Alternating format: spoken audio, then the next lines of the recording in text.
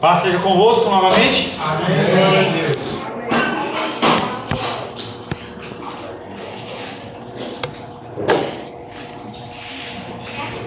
Quero parabenizar vocês que estão mais comportados no dia de hoje.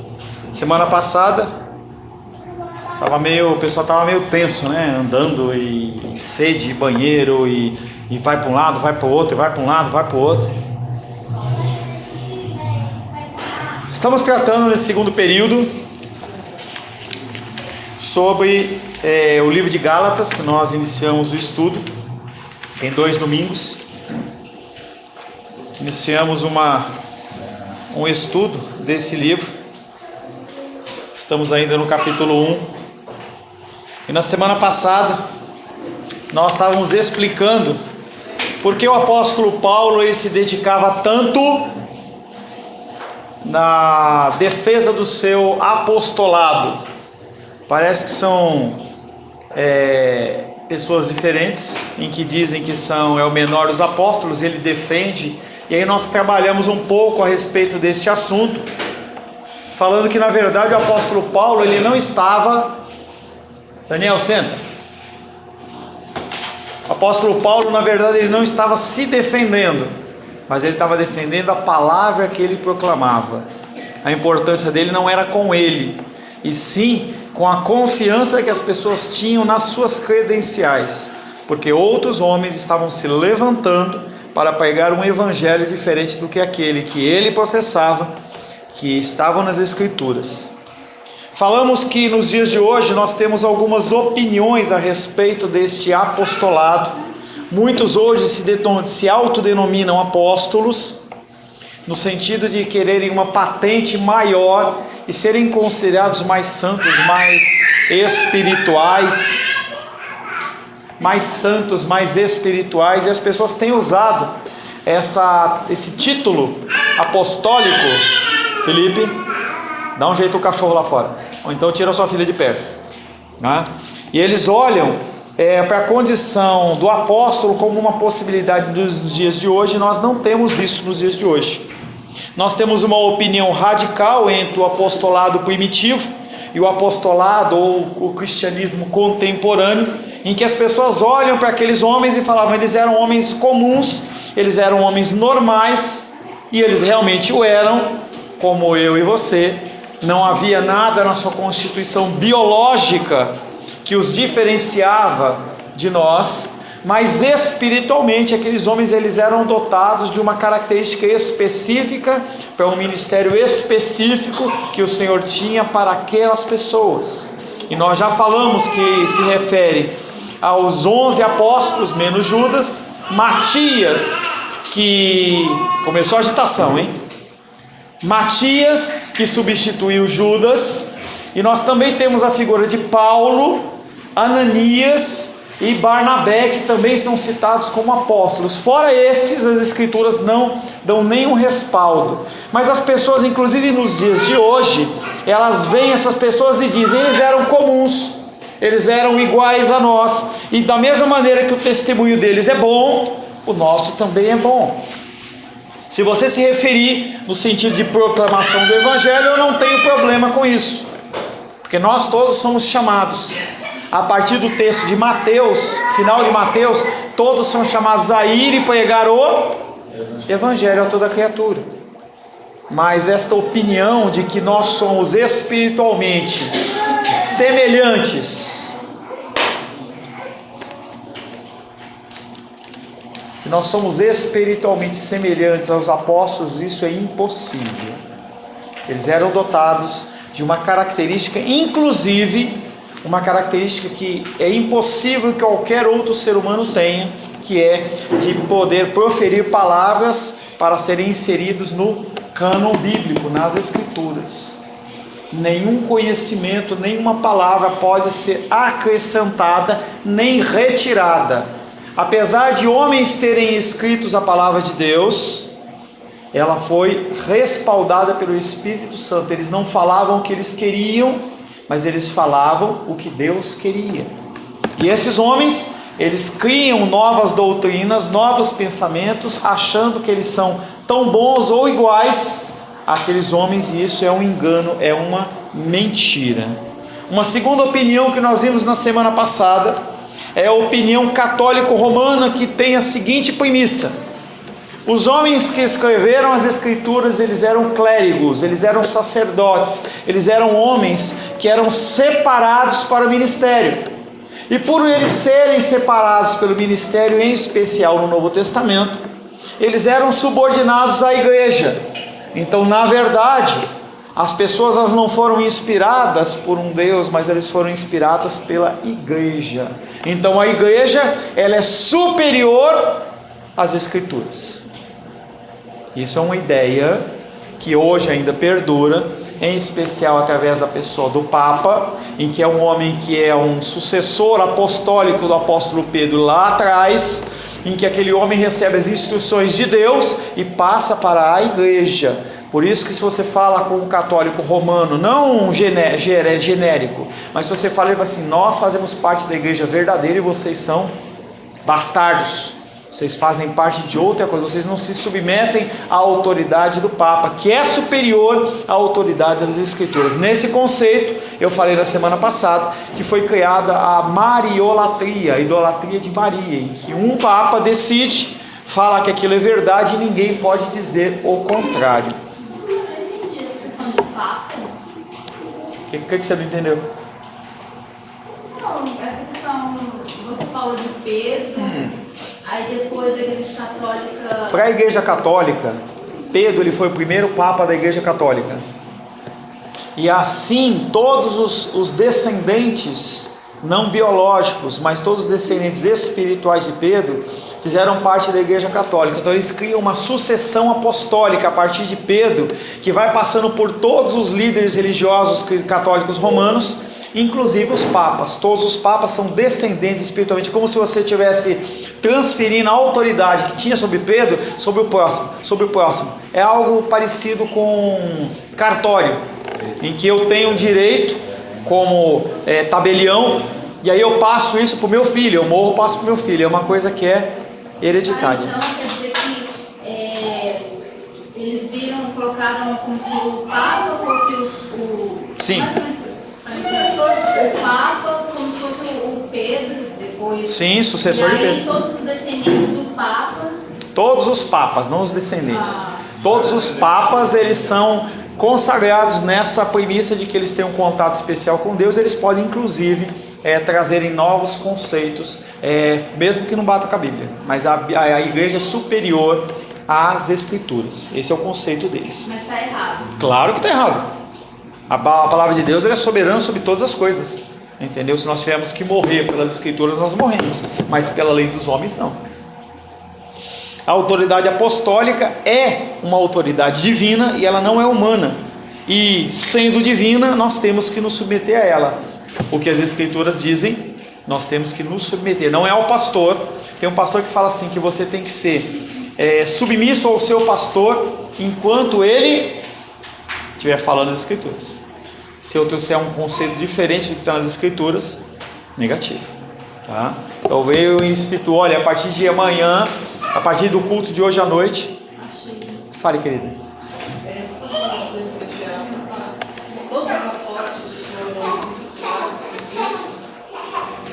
Exceto Paulo, fisicamente, tá? Paulo, ele teve algo sobrenatural, tá? Que quando depois que tem aquele encontro de Paulo com Jesus em Damasco, ele se separa 3 anos em que ele é ministrado por Deus dentro dos princípios cristãos. E aí se cita a figura de Barnabé e Ananias, mas não se tem nenhuma informação sobre se aqueles homens andaram com Cristo, se eles eram discípulos ou se vieram no momento pós-Paulo ou alguma coisa desse tipo. Mas se cita eles como apóstolos, fora eles não existe. E outra pergunta, mas depois o que significa a palavra apóstolo?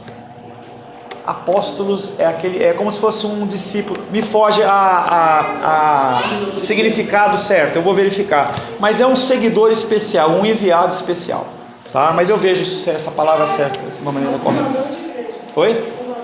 Não sei. Você está afirmando ou você acha? Não, eu sei que isso é um ofício de um apóstolo.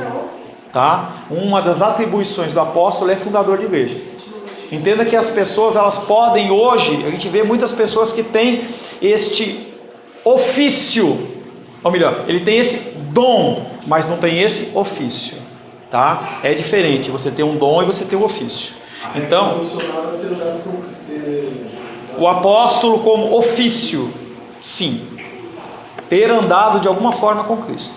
Então, respondendo sem ter respaldo nas escrituras, de alguma maneira, Ananias e Barnabé, de alguma maneira, tiveram algum contato com Cristo nesse aspecto.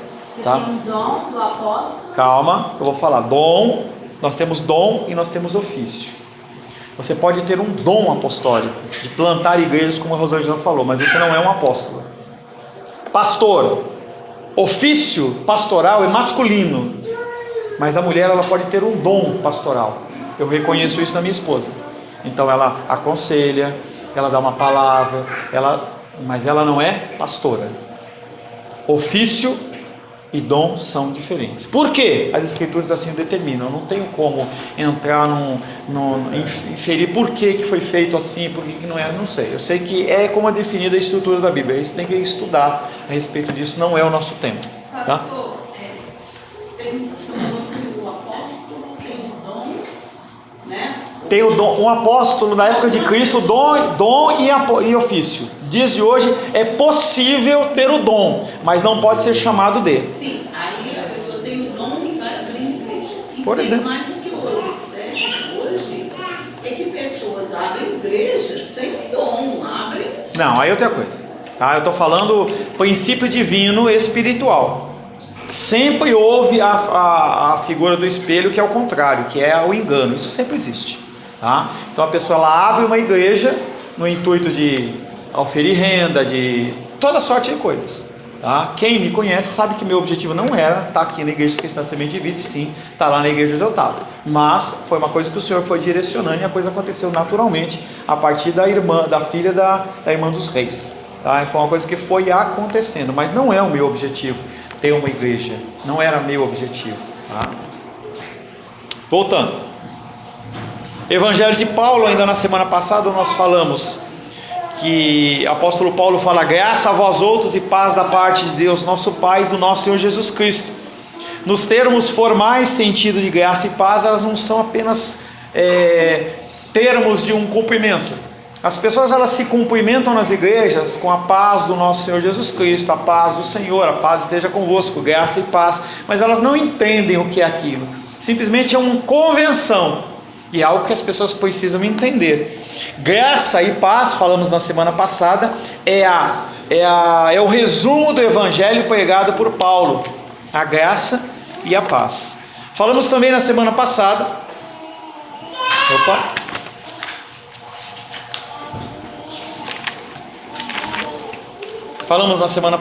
que essa graça e paz, elas fluem da Santíssima Trindade. Embora Paulo tenha declarado antes que Deus ressuscitou o Cristo dos mortos, agora ele escreve que através da sua entrega para morrer na cruz, que Jesus Cristo nos salva. E esse conceito é um conceito que ainda vou trabalhar, em que você tem a condição de Cristo se entregando para morrer, mas ele não é obrigado por Deus, mas faz para agradar o Pai.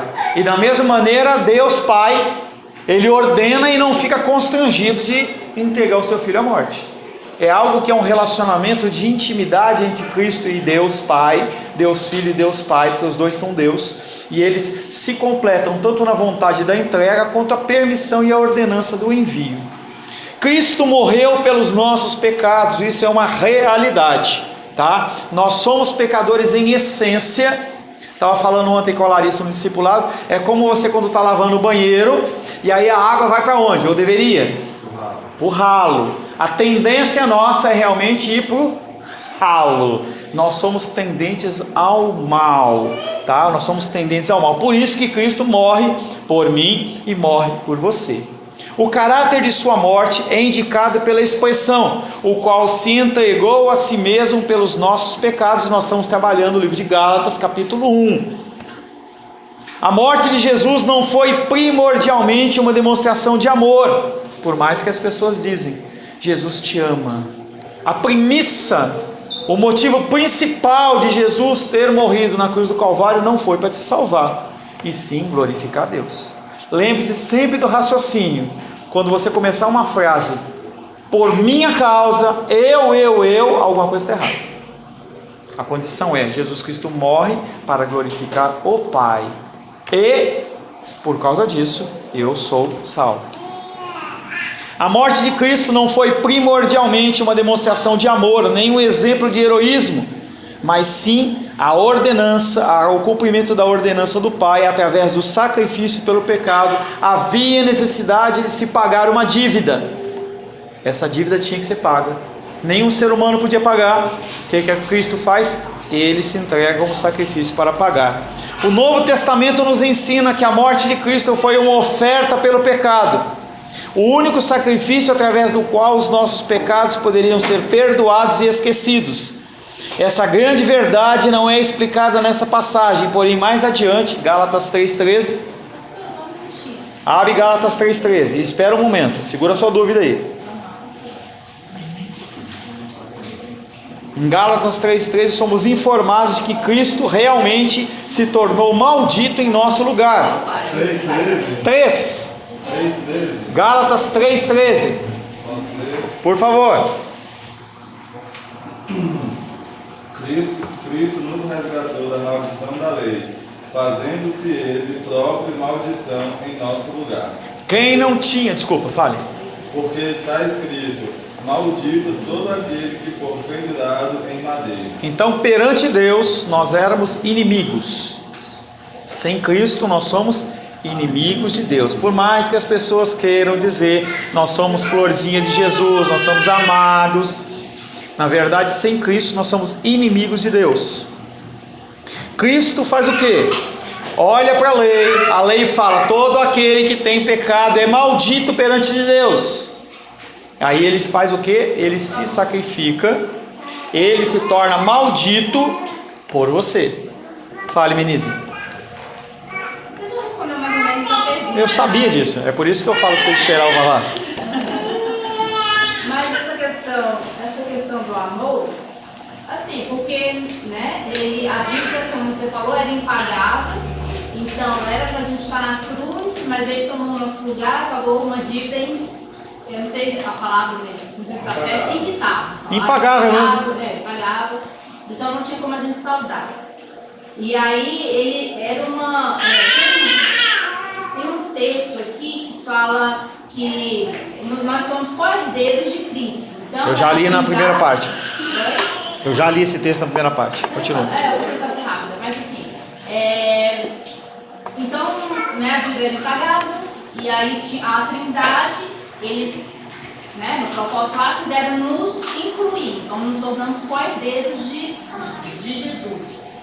Mas, de uma certa forma, não foi por amor, por querer compartilhar conosco dessa riqueza, entendeu? Não, o ato dele foi amor. O ato dele foi amor. Senão você vai pensar nas pessoas que vão para o inferno, o que teve? Ele não teve amor? Então, é porque Mas é a soberania dele. Não, porque você falou que não tem envolvimento o amor. Primordialmente, eu entenda o que eu falei, você tem que ouvir o que eu falei. Eu não falei que não houve amor, eu falei que não foi primordialmente por amor, e sim primordialmente como obediência ao Senhor. Você tem que colocar as ordenanças. Você tira o homem do centro e coloca primeiro a soberania de Deus. Não quer dizer que o homem não está nessa sequência, mas primeiro é a figura de Deus. Deus, ele tem que ser obedecido, tem que ser honrado, o nome dele tem que ser glorificado, mas primeiro Deus. Eu não falei que não há amor, tá? Senão eu ia arriscar João 3,16, tá? Ele tomou sobre a sua justa pessoa a maldição ou juízo que nossos pecados mereciam. Martinho Lutero, um dos homens principais da reforma protestante, comenta que estas palavras são verdadeiros trovões do céu contra todo tipo de justiça. Se você começar a olhar para a sua justiça e comparar a sua justiça com a justiça de Cristo, ela não vale nada. E aí some o que? Justiça própria. Eu faço porque eu sou bom. Eu faço porque eu sou bom. Eu mereço. Você entende que o eu, ele se quebra perante um ato como de Deus, através da figura de Cristo? Sempre, é uma coisa que eu tenho batido nessa tecla, a gente tem que sempre comparar as nossas ações, não com os homens, e sim com a figura de Cristo. Exemplo, tá? Eu vi que a dos Reis trouxe um alimentinho lá, como ela sempre faz para a favela. Se ela for comparar comigo, que não trouxe, glórias a dos Reis. Mas se comparar o que ela fez com o que Cristo fez, não é nada. Isso nos move a continuar fazendo e fazer cada vez mais. Mas e se ela olhar apenas para os homens? Ela olha e fala assim: duas pessoas trouxeram, eu estou bem aqui na fita, eu vou continuar. Ela está errada. A pessoa que tem a cesta, é lógico que não pensa. Será que vai falar de mim? Eu fiz. Entendeu? Entenda que mesmo a cesta básica, compara essa cesta básica com o que Cristo fez. Esse tipo de comparação é uma comparação saudável para que a gente possa nos encontrar na posição que nós realmente somos e que nós realmente temos, que é a figura da viúva que estava lá e foi que entregou suas moedinhas. E aí Jesus Cristo olha e fala assim: ela deu mais do que todos. Mas como assim? O outro deu 1 milhão? Não, mas ela deu tudo. Deus, ele não precisa. Lembra do apóstolo Paulo? É uma graça poder pregar. Lembra disso? Amém. Deus não precisa do seu alimento para alimentar as pessoas que estão com fome. Entenda isso. Deus não precisa que você entregue o seu dízimo para a manutenção da casa do Senhor. Ele é Deus do ouro e da prata. Ele não precisa que você venha, ele não precisa de nada. Quando você entender essa dinâmica de que para você é um privilégio, a coisa muda. Aí você começa a olhar como o apóstolo Paulo: eu sou o pior, eu sou o mais fraco, eu sou o menor dos apóstolos, eu sou o maior pecador. Por quê? Você não vê a sua ação como algo sendo uma ação positiva, porque você vai olhar pelo que você deixou de fazer e não pelo que você fez. Uma mão que faça, não olhe para a mão que não faça. E aí você começa a comparar não as pessoas, mas você começa a comparar o quê? O que Deus fez. Parábola do credor incompassivo. Deus, o rei, manda fazer um censo. Quem deve mais? Quem deve mais é a Diene. Quanto que a Diene deve? 100 bilhões de dólares. Traz a Diene aqui. Diene, você tem que me pagar. Não tenho dinheiro, pastor Paulo. Vai para ser presa. Vamos vender as suas coisas, os seus filhos, seu marido. Vamos vender os seus bens. Pastor Paulo, me perdoa. Eu não tenho como pagar isso aí, mas eu vou dar um jeito de pagar isso. Eu olho para a Diene e falo: está perdoado. A Diene poderia de uma maneira natural pagar 100 bilhões de dólares de dívida? Não. Diene sai dali, encontra a Rosângela. Olha para a Rosângela e fala: Rosângela, lembra aqueles 10 reais que eu te emprestei? Você não vai me pagar? Poxa, Diene, eu estou com uma dificuldade, a minha filha ficou doente essa semana e tal, mas eu vou dar um jeito de pagar. Vai preso agora. Vou te prender agora. Enquanto você não pagar, enquanto essa dívida não for paga, você vai ficar presa. Você entende a comparação? Aí os servos vão lá, falam para o rei e falam: a Diene foi perdoada em 100 bilhões de dólares e pôs a Rosângela na prisão por causa de 10 reais. Serva má e fiel, lá presa.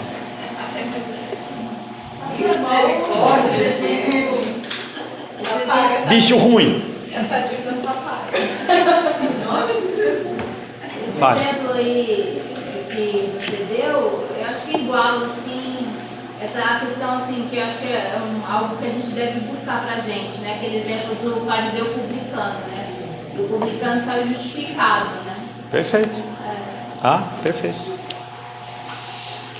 Martinho Lutero comenta que essas palavras são verdadeiros trovões no céu contra todo tipo de justiça própria. Uma vez sabendo que Cristo se entregou a si mesmo pelos nossos pecados, entendemos que somos pecadores, incapazes de nos salvar, e deixamos de confiar em nós mesmos e em nossa justiça. Cristo morreu pelos nossos pecados, mas também morreu para nos libertar deste mundo, porque o mundo jaz no maligno. Qualquer coisa que você tocar é imundo. Qualquer situação que você se envolva, ela é pecaminosa e é imunda. Mesmo sendo o mundo criado por Deus, mesmo é tudo contaminado pelo pecado. A partir do pecado de Adão e Eva, e não é de Eva e Adão, porque Adão era responsável pelo pecado de Adão e Eva, todo mundo foi contaminado. Tudo foi contaminado. Demonstrações de amor, de altruísmo, toda e qualquer forma de ação bondosa é contaminada pelo pecado. Mas é remida pelo sangue de Cristo. Apenas por causa disso. Apenas por causa disso. Mas a minha motivação é pecaminosa. É como as nossas orações. As nossas orações, elas são pecaminosas. São maculadas pelo pecado. Por isso que Deus coloca quem para interceder por nós? Espírito Santo. Que Ele geme, Ele leva as nossas orações a Deus com gemidos inexprimíveis. É como se Ele pegasse a nossa oração, tira isso, não presta. Tira e monta, ó, o que deveria ser isso aqui. Deus está aqui. Cristo, além de morrer pelos nossos pecados, Ele nos liberta deste mundo. Se a natureza da morte de Cristo na cruz foi pelos nossos pecados, seu objetivo foi nos libertar deste mundo perverso. O verbo libertar dá a tônica da epístola. O evangelho é o evangelho de libertação, uma emancipação de um estado de servidão do pecado. E aí eu volto naquela pergunta da Menízia lá no primeiro horário. As pessoas que estão dentro da igreja ouvindo ensinos errados, pensamentos errados, doutrinas erradas, elas vão continuar para sempre naquele engano? Só se não tiver contato com a palavra. Porque se aquele homem que está proferindo abominações lê um versículo da Bíblia, aquele versículo elimina todo o resto e te capacita a dizer: não, eu não quero isso, eu quero só a parte boa. É como se você estivesse com um prato de comida em que você vê algo estragado, você simplesmente tira aquilo, e eu quero só a coisa boa, só a coisa que está perfeita. E se tiver tudo ruim, jogo tudo fora. Eu quero só o que me é saudável. Você olha para aquela situação como uma pessoa que olha para um alimento com aquelas varejeiras, com aqueles vermes. Você consegue olhar para o pão Puma verde e você vai falar assim: esse pão Puma verde está estragado. O que esse homem está falando está errado. Algo te incomoda, que a Rosane falou, começa a te incomodar. Parece que não encaixa. É como quando você coloca, montando um quebra-cabeça, você tenta colocar uma peça do quebra-cabeça e não é aquela. Você põe de um lado, põe do outro, força, não encaixa. É que nem outro dia eu fui almoçar lá na feira e eu fui lá, tinha lasanha. Eu falei assim: vou pegar um pedaço de lasanha. Respeito quem gosta, tá? Peguei a lasanha, coloquei no prato. E na minha... Não estava estragada não, tá? Eu coloquei no prato e na minha cabeça o padrão era uma lasanha bolonhesa com queijo, bem servida de queijo, um queijo de primeira linha, com presunto não apresuntado, aquele molho gostoso. Quando eu cortei o pedaço e coloquei na boca, ela era uma lasanha de banana. Foi tão chocante. Entenda que pessoas gostam, mas eu não estava preparado para aquilo. Quando aquilo bateu na minha boca, por mais que eu tivesse pago aquele peso daquela lasanha que estava lá, eu não consegui comer. O evangelho é a mesma coisa. Você tem um discernimento, você sabe o que é certo. Quando você ouve alguma coisa, parece que alguma coisa está errada, vai te levar pelo menos a refletir. Eu tenho um exemplo rapidinho assim, que eu achei interessante, que minha amiga me colocou. Romanos 6,6, enquanto ela fala. Um exemplo que minha amiga colocou no Face, falando assim, que o martelo normalmente ele vai bater no prego reto. Ele não vai bater no prego torto. Então, normalmente as batidas é mais em cima de alguém que está andando no caminho reto do que alguém que está mais ou menos torto na vida. Eu achei muito interessante isso. Eu não consegui entender essa comparação. Quando a gente vai... É tipo uma historinha. Tipo, você vai pregar um quadro na parede. Você está falando o quê? Que nós, como cristãos, nós somos retos, é isso? Nós somos o prego reto ou o prego torto? Reto. Você é um prego reto? Não, a gente está no caminho. Eu não estou dizendo que a gente... o processo Não gostei do seu exemplo. Tá, pastor, calma aí. Romanos 6,6. O processo de santificação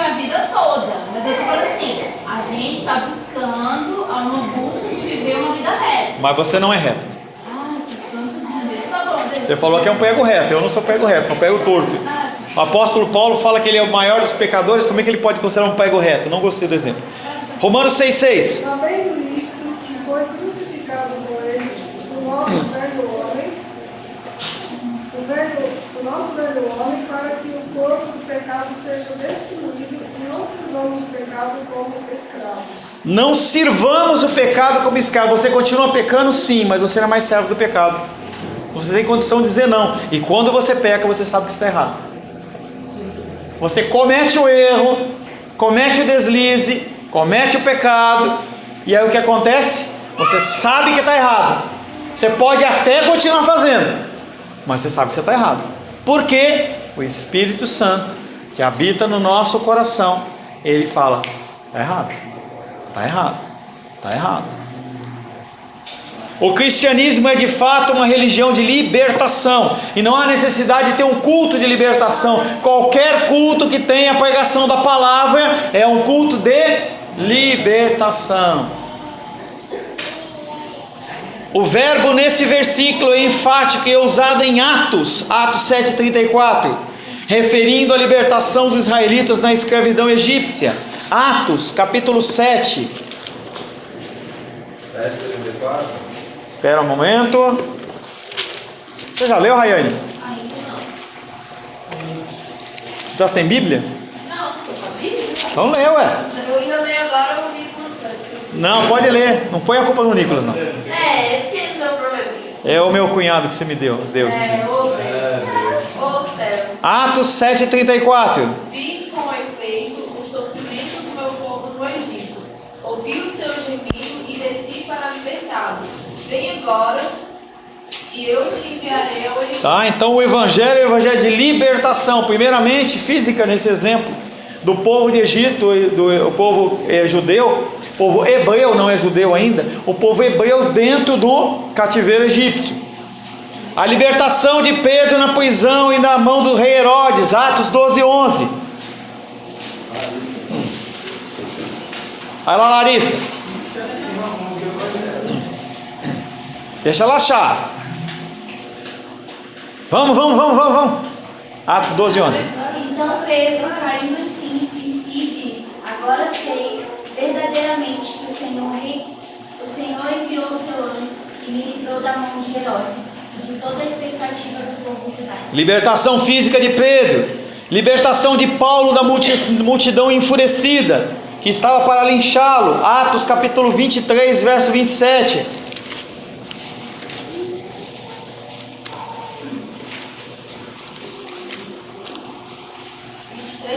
27. Seba. Este homem foi preso pelos judeus e estava prestes a ser morto por eles, quando eu, sobrevindo com a guarda, o livrei, por saber que ele era romano. Pergunta: nós falamos da libertação do povo egípcio, do povo hebreu do Egito. Falamos da libertação de Pedro na prisão. Falamos da libertação de Paulo na multidão. Qual é o fator, além de ser do livro de Atos, fator de libertação desses três casos?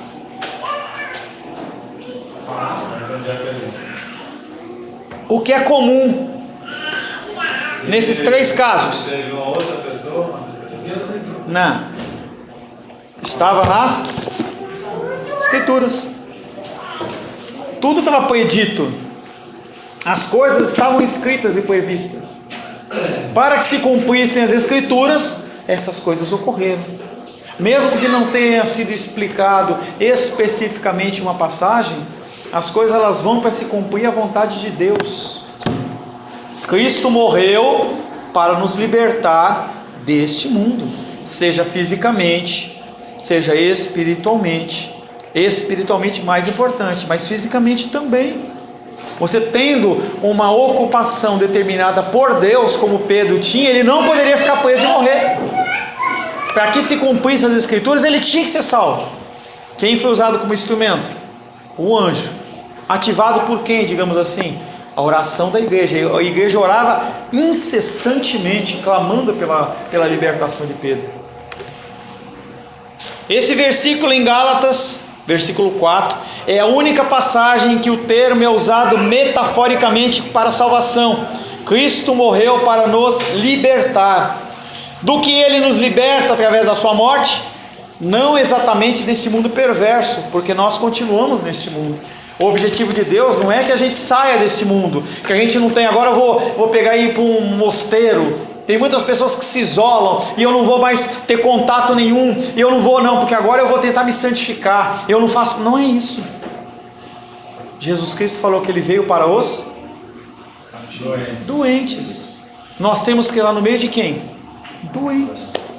Não quer dizer que você tem que aceitar o que a pessoa fala, não quer dizer que você tem que viver como ele vive, nem se tornar iníquo como a pessoa se torna iníquo. Agora vai ter o carnaval, uma festa pagã, e aí eu vou lá e eu vou me vestir lá de palhaço, porque eu vou... Não é isso.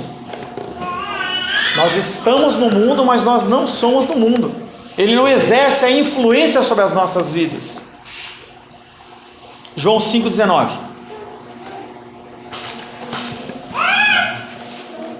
João é Evangelho ou João Carlos? Responde para ele, Felipe.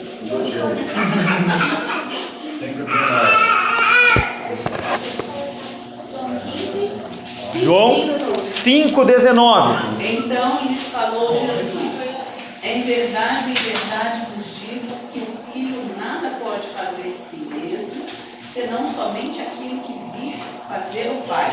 Porque tudo que este fizer, o Filho também semelhantemente o faz. Jesus Cristo é quem? Deus. E como é que ele se submete? É a função dele. É a função dele. A Bíblia divide a história em duas dispensações. Esta dispensação e a dispensação futura. A dispensação futura já chegou, mas ela ainda não está consumada, porque Jesus Cristo ainda não voltou a segunda vez. Então nós estamos no curso da última dispensação, do último tempo. Cristo a inaugurou, mas a dispensação ainda não chegou ao fim. Marcos capítulo 1, verso 15.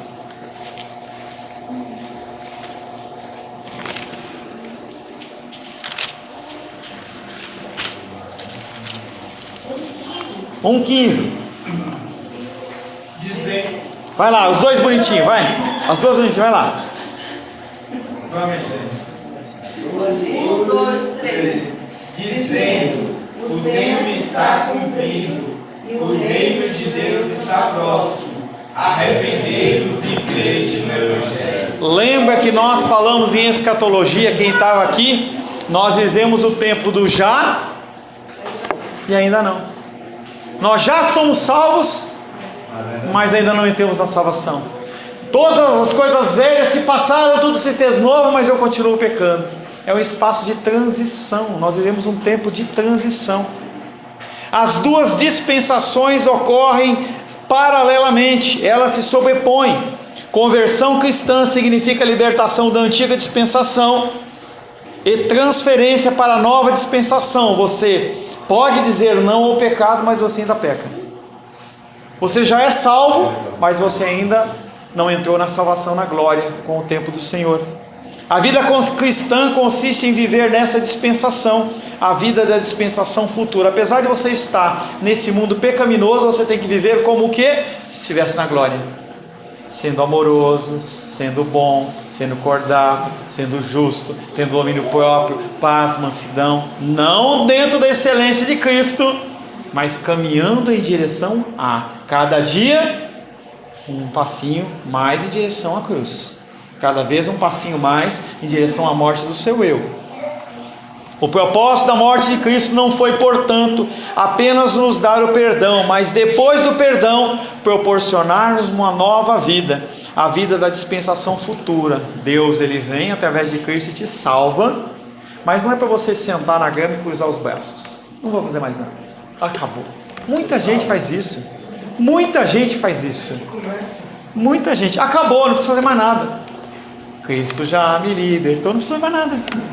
Começa uma caminhada, é um novo tempo.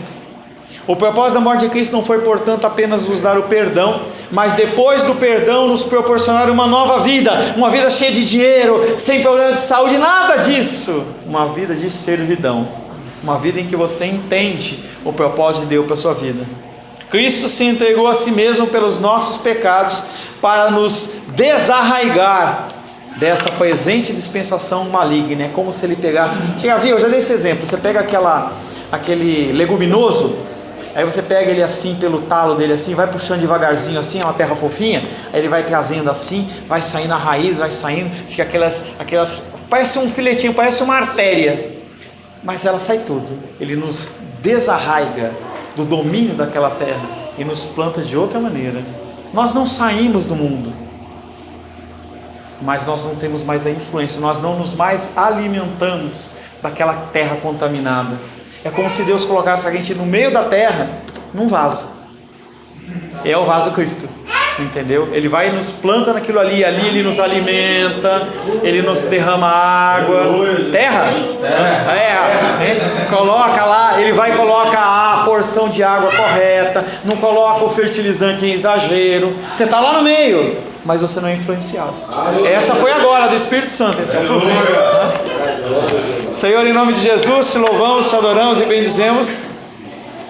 Vou anotar, isso eu vou falar qualquer hora em um outro lugar. Senhor, em nome de Jesus, te louvamos, te adoramos e bendizemos, porque o Senhor é tremendo, maravilhoso, o conselheiro, Deus forte, Pai da eternidade e príncipe da paz. Que nós possamos cada vez mais, Pai, sermos desarraigados deste mundo tenebroso e possamos ser plantados na terra boa, na terra fértil do Senhor Jesus. Te louvamos, te adoramos e bendizemos em nome de Jesus. Amém.